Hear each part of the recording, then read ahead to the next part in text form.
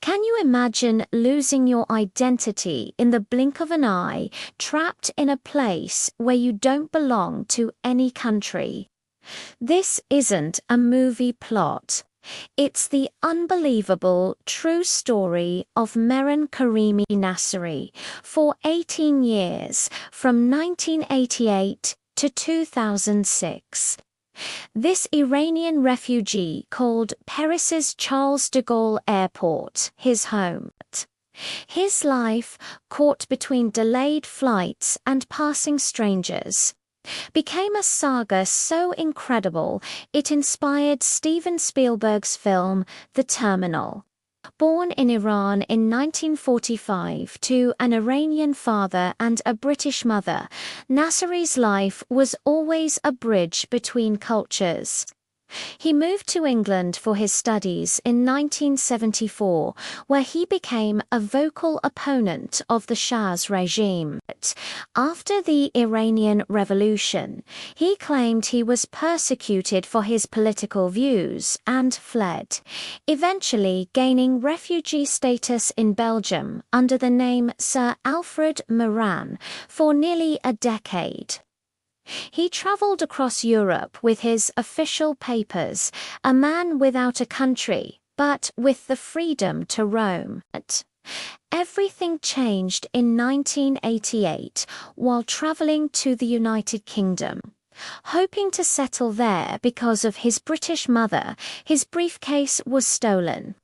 Inside were his passport, his refugee documents, every piece of paper that proved who he was. Despite this, he managed to board a flight from Paris to London. Unsurprisingly, British immigration officials immediately denied him entry and sent him straight back to France.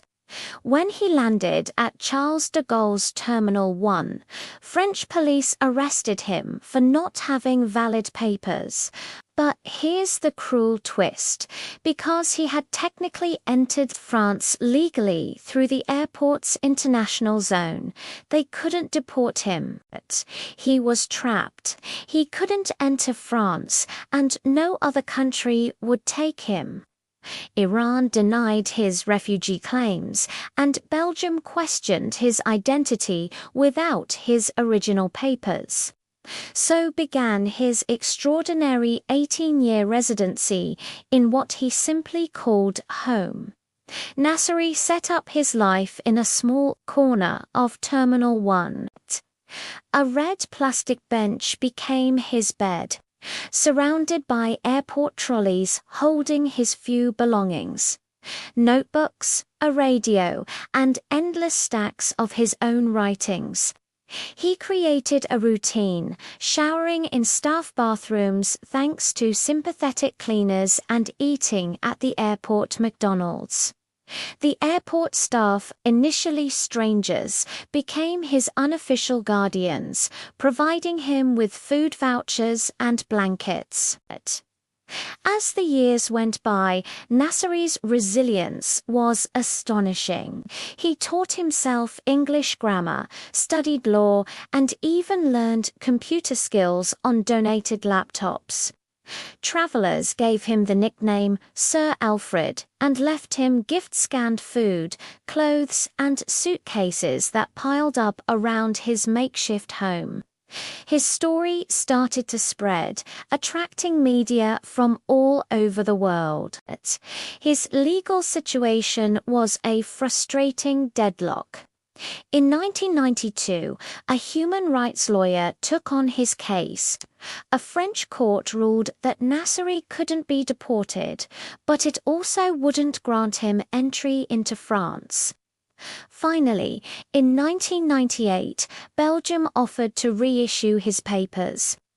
But in a baffling turn, Nasseri refused them. He insisted the name on the documents, Mehran Karimi Nasseri, was not his. He was Sir Alfred Mehran. Some believe that years of isolation had taken a toll on his mental health, making him unable to accept the very freedom he sought. Despite the profound isolation, Nasseri formed unlikely friendships. He bonded with cleaning crews, chatted about soccer with security guards, and even mentored lost travelers. But the loneliness was always there, watching families reunite while he remained a ghost in transit. His incredible story eventually reached Hollywood.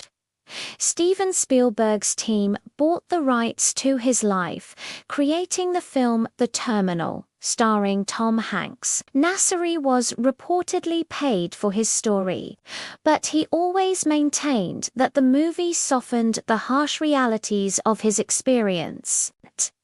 In 2006, after 18 years, his airport life came to an abrupt end. Nasseri fell ill and was rushed to a hospital. French authorities finally granted him residency papers. For a short time, he lived in a hostel funded by the money from the film, finally experiencing Paris beyond the terminal walls. But the airport had left its mark.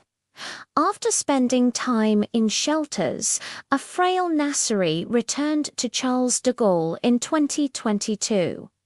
On November 12th of that year, at the age of 77, he suffered a fatal heart attack in Terminal 2F. He died peacefully amidst the familiar hum of flight announcements. Airport staff, who affectionately knew him as Monsieur Mehran, mourned his passing.